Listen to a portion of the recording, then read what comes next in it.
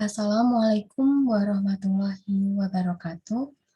Perkenalkan, nama saya Sita Astri Arzeti Berliana dengan NIM 214822006 PN 17493 dari Prodi Teknologi Hasil Perikanan Angkatan 2021.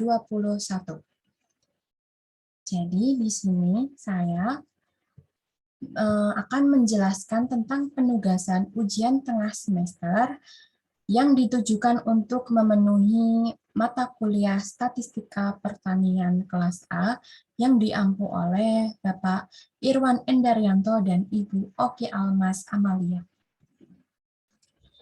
Jadi di sini saya akan menjawab pertanyaan yang sudah diberikan. Pertanyaan yang sudah diberikan terdiri dari 3 nomor. Jadi pertanyaan yang pertama yaitu buatlah satu contoh rancangan penelitian di bidang pertanian yang berbeda dari yang telah dibahas di kelas dan bukan contoh dari buku referensi. Rancangan penelitian berisi tujuan penelitian dan data yang dikumpulkan. Lalu poin B, jelaskan konsep variabel random. Selanjutnya, dari contoh rancangan penelitian yang saudara rumuskan di poin A di atas, sebutkan variabel randomnya. Variabel random bisa lebih dari 1. Berikut merupakan judul rancangan penelitian yang saya buat, yaitu dengan judul Efektivitas Penambahan Vitamin E sebagai Pakan Alternatif dalam Menjaga Ketersediaan HUFA atau Highly Unsaturated Fatty Acid pada kelangsungan hidup udang windu Penaeus monodon selama 30 hari. Tujuan dari penelitian tersebut yaitu untuk mengetahui pengaruh penambahan vitamin E pada pakan komersial dalam masa pemeliharaan udang windu Penaeus monodon selama 30 hari. Data yang dikumpulkan pada rancangan percobaan yang saya buat yaitu yang pertama, data rata-rata efisiensi pemberian vitamin E sebanyak 5 mg per kilogram selama 30 hari. Yang kedua, data rata-rata efisiensi pemberian vitamin E sebanyak 10 mg per kilogram selama 30 hari. Yang ketiga, data rata-rata efisiensi pemberian vitamin E sebanyak 15 mg per kilogram selama 30 hari. Dan yang keempat, yaitu data rata-rata efisiensi tanpa pemberian vitamin E selama 30 hari. Lalu pertanyaan 1B, yaitu jelaskan konsep variabel random. Selanjutnya, dari contoh rancangan penelitian yang saudara rumuskan di poin A di atas, sebutkan variabel randomnya. Variabel random bisa lebih dari 1. Jadi, saya akan menjelaskan tentang apa itu variabel random. Variabel random adalah variabel numerik yang nilai spesifiknya tidak dapat diprediksi dengan pasti sebelum melakukan eksperimen. Variabel random merupakan suatu fungsi yang memetakan ruang sampel S ke himpunan bilangan real atau R. Jadi, contoh variabel random yaitu pada pelemparan uang logam setimbang sebanyak 3 kali. Ruang sampelnya atau S yaitu terdiri dari angka dan gambar yang meliputi AAA, AAG, AGA, GAA, AGG, GAG, GGA, dan GGG. Dari percobaan ini dapat didefinisikan beberapa variabel random yang mampu memetakan ruang sampelnya ke dalam bilangan real. Salah satu variabel random yang dapat dibuat yaitu X. X yaitu banyaknya sisi gambar yang muncul. Oleh karena itu, nilai numeriknya yaitu 0, 1, 2, atau 3 dapat diberikan pada setiap titik sampel. Variabel random dapat dibagi menjadi dua, yaitu variabel random discrete dan variabel random continue. Jadi, apa itu variabel random discrete dan apa itu variabel random continue? Variabel random discrete yaitu sebuah variabel yang hanya dapat mempunyai nilai-nilai tertentu yang terpisah secara jelas sebagai hasil dari perhitungan sesuatu yang menjadi perhatian. Ruang sampel diskrit adalah apabila ruang sampelnya mengandung titik sampel yang berhingga atau terhitung banyaknya. Variabel random yang didefinisikan pada ruang sampel diskrit disebut sebagai variabel random diskrit. Contohnya yaitu jumlah hari hujan dalam 1 tahun dan banyaknya kerusakan dari hasil produksi barang. Lalu variabel random continue yaitu sebuah variabel yang mempunyai sebuah nilai di antara nilai-nilai yang tak terhingga banyaknya dalam batas-batas tertentu. Ruang sampel kontinu adalah apabila ruang sampelnya mengandung titik sampel yang tak terhingga banyaknya dan memuat semua bilangan real dalam suatu interval. Variabel random yang didefinisikan tersebut merupakan ruang sampel kontinu yang disebut dengan variabel random kontinu. Contoh dari variabel random continue yaitu jumlah atau volume hujan selama 1 tahun dan temperatur. Jadi, variabel random pada percobaan penelitian yang dibuat yaitu variabel random discrete-nya. Yang pertama, rata-rata efisiensi pemberian pakan benih udang windu dengan dosis vitamin E sebanyak 5 mg per kilogram. Yang kedua, yaitu rata-rata efisiensi pemberian pakan benih udang windu dengan dosis vitamin E sebanyak 10 mg per kilogram. Yang ketiga, rata-rata efisiensi pemberian pakan benih udang windu dengan dosis vitamin E sebanyak 15 mg per kilogram. Yang keempat, yaitu rata-rata efisiensi pemberian pakan benih udang windu tanpa vitamin E. Lalu variabel random continue pada percobaan penelitian yang saya buat, yaitu yang pertama, pertambahan bobot benih udang windu dengan penambahan vitamin E selama 10 hari. Yang kedua, pertambahan bobot benih udang windu dengan penambahan vitamin E selama 20 hari. Lalu yang ketiga, pertambahan bobot benih udang windu dengan penambahan vitamin E selama 30 hari. Lalu kita menuju ke soal kedua, yaitu seorang petani membeli 3.000 bibit kangkung dari toko pertanian A dan B. Sebanyak 1.000 bibit dibeli dari toko A, sedangkan 2.000 bibit berasal dari toko B. Setelah ditanam, diketahui bahwa sebanyak 100 bibit dari toko A tidak tumbuh dan sebanyak 250 bibit dari toko B tumbuh dengan baik. Lalu pertanyaannya yaitu yang A, buatlah tabel kontingensi dari kasus di atas dengan format yang sudah diberikan. Pertanyaan yang B yaitu, jika sebuah bibit dipilih secara acak, hitunglah peluang bibit tersebut tumbuh dengan baik. Pertanyaan yang C, jika sebuah bibit dari toko A diambil secara acak, berapakah peluang bibit tersebut tidak tumbuh? Lalu yang D, jika diketahui sebuah bibit tidak tumbuh, berapakah peluang bibit tersebut berasal dari toko B?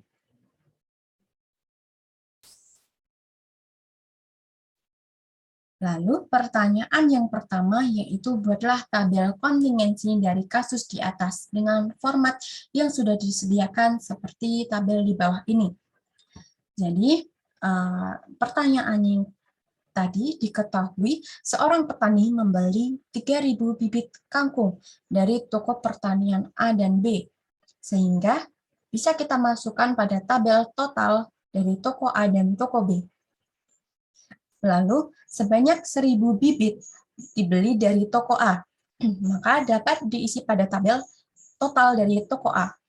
Lalu, 2.000 bibit berasal dari toko B, maka dapat diisi pada tabel total bibit pada toko B. Lalu, diketahui bahwa sebanyak 100 bibit dari toko A tidak tumbuh, bisa dimasukkan pada tabel toko A yang tidak tumbuh, dan sebanyak 250 bibit dari toko B tumbuh dengan baik. Maka dapat diisi pada tabel toko B dengan kategori bibit tumbuh dengan baik. Maka bisa kita tanya, yang ditanyakan yaitu toko A kategori bibit tumbuh dengan baik, lalu toko B kategori bibit tidak tumbuh, lalu total kategori bibit tumbuh dengan baik, dan total kategori bibit tidak tumbuh.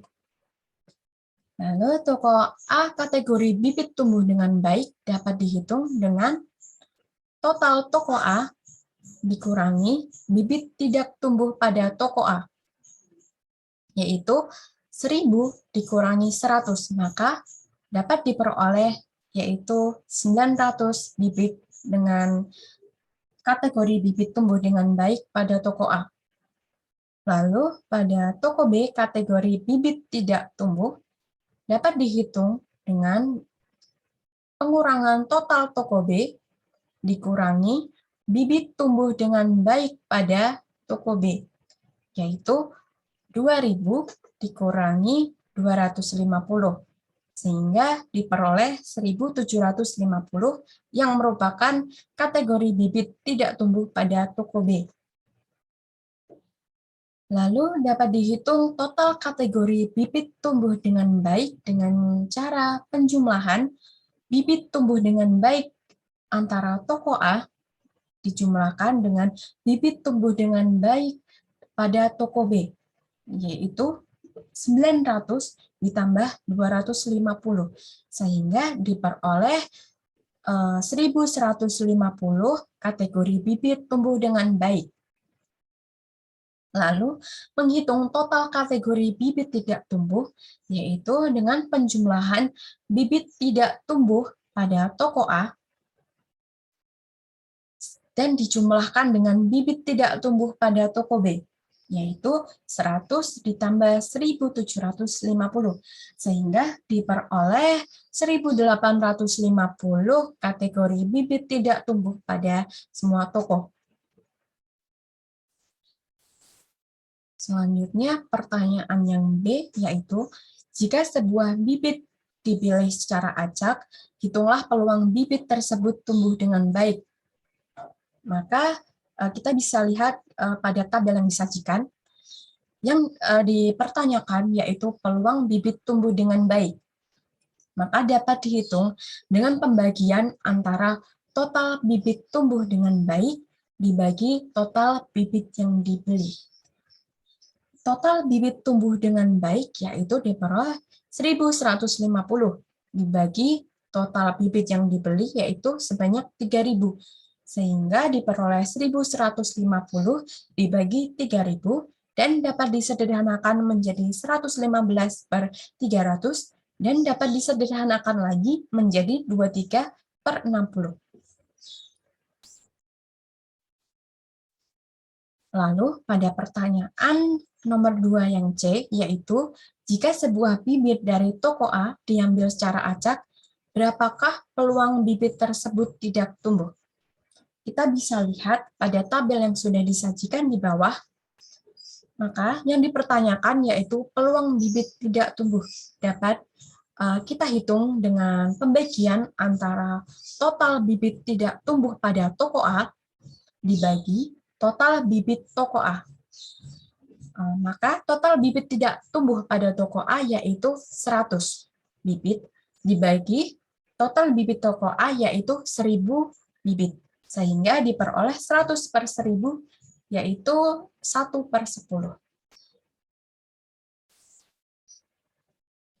Lalu pertanyaan nomor 2 yang D, yaitu jika diketahui sebuah bibit tidak tumbuh, berapakah peluang bibit tersebut berasal dari toko B?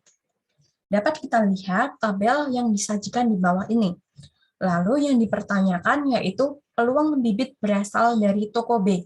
Dapat dihitung dengan pembagian total bibit tidak tumbuh pada toko B dibagi total bibit tidak tumbuh, sehingga pembagiannya yaitu 1.750 dibagi 1.850. Dapat disederhanakan yaitu 175/185 dan dapat disederhanakan lagi menjadi 35/37. Jadi peluang bibit berasal dari toko B yaitu 35/37.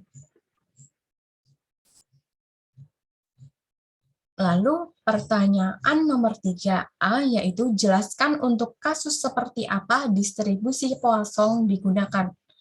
Pada poin D, bersama kelompok Anda, carilah aplikasi distribusi Poisson di bidang pertanian. Selanjutnya, sebutkan variabel yang memiliki distribusi Poisson. Jelaskan pula mengapa distribusi Poisson atau metode terkait distribusi Poisson digunakan pada penelitian yang saudara kaji. Lalu pertanyaan yang poin A, yaitu apa itu distribusi Poisson? Distribusi Poisson merupakan distribusi probabilitas untuk variabel diskrit acak yang mempunyai nilai 0, 1, 2, 3, dan seterusnya, atau bisa disebut dengan N. Distribusi Poisson adalah distribusi nilai-nilai bagi suatu variabel random X atau X diskrit, yaitu banyaknya hasil percobaan yang terjadi dalam suatu interval waktu tertentu atau di suatu daerah tertentu. Rumus yang dapat kita peroleh dari distribusi Poisson adalah seperti gambar yang saya sajikan di kanan tersebut, di mana Px merupakan probabilitas kelas sukses, mu atau lambda, yaitu merupakan rata-rata keberhasilan, X merupakan banyaknya unsur berhasil dalam sampel atau variabel random diskrit, lalu E merupakan konstanta, yaitu 2,7182 yang sudah ditentukan, lalu ada N merupakan jumlah atau ukuran populasi, lalu ada T yaitu banyaknya satuan waktu. Jadi, ciri-ciri distribusi Poisson yaitu yang pertama, banyaknya percobaan yang terjadi dalam suatu interval waktu atau suatu daerah tertentu tidak tergantung pada banyaknya hasil percobaan yang terjadi pada interval waktu atau daerah lain yang terpisah. Ciri-ciri distribusi Poisson yang kedua yaitu probabilitas hasil percobaan yang terjadi selama suatu interval waktu yang singkat atau daerah yang kecil sebanding dengan panjangnya waktu atau besarnya daerah tersebut dan tidak tergantung pada banyaknya hasil percobaan yang terjadi di luar waktu atau daerah tersebut. Lalu ciri-ciri distribusi Poisson yang ketiga yaitu probabilitas lebih dari satu hasil percobaan yang terjadi dalam interval waktu yang singkat atau dalam daerah yang kecil dapat diabaikan. Jadi jurnal yang dikaji pada kelompok yang saya buat yaitu tentang sistem antrian pelayanan bongkar muat kapal di Terminal Berlian, Pelabuhan Tanjung Perak, Surabaya. Variabel pada jurnal yang kami teliti yaitu yang pertama, kedatangan atau proses input. Pola kedatangan bisa teratur, bisa juga acak atau secara random. Yang kedua, yaitu pelayanan. Dalam komponen pelayanan, biasanya terdapat lebih dari satu pelayanan. Variabel yang ketiga yaitu antri. Antrian ini tergantung dari dua komponen sebelumnya, kedatangan dan pelayanan. Jika terdapat banyak kedatangan dan lamanya waktu pelayanan akan mengakibatkan antri dan sebaliknya. Lalu, penggunaan distribusi Poisson dalam jurnal yang kami kaji yaitu distribusi ini digunakan untuk mengamati jumlah kejadian-kejadian khusus yang terjadi dalam satu satuan waktu atau ruang. Distribusi probabilitas Poisson dapat digunakan untuk menggambarkan tingkat kedatangan dengan asumsi bahwa jumlah kedatangan adalah acak dan kedatangan pelanggan antar interval waktu saling tidak mempengaruhi. Probabilitas tepat terjadinya X kedatangan dalam distribusi Poisson dapat diketahui dengan menggunakan rumus sebagai berikut yang sudah ditampilkan di bawah ini, di mana lambda merupakan rata-rata banyaknya kejadian per satuan waktu, sedangkan X merupakan banyaknya kedatangan per satuan waktu. Baik, sekian penjelasan tentang penjawaban materi tentang UTS. Kurang lebihnya mohon maaf. Sekian, wassalamualaikum warahmatullahi wabarakatuh.